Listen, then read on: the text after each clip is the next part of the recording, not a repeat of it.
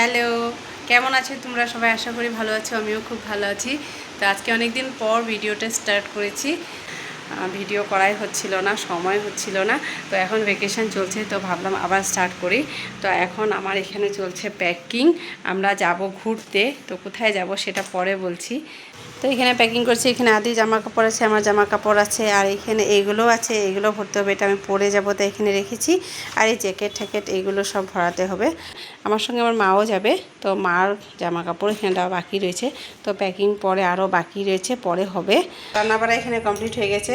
তো এখানে একটা নিরামিষ লাবড়ার মতো একটা তরকারি রান্না করছি, কচু শাক রান্না করেছি, আর ভাত আর ডাল তো আছেই। ছিলাম কলিয়াসের কাটিং যখন লাগিয়েছিলাম আমি তোমাদের সঙ্গে শেয়ার করেছিলাম।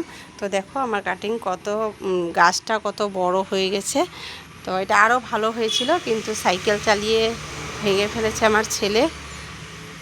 আর এখানে দেখো এই যে আরেকটা, এটা আমি আগাগুলো কেটে দিয়েছি।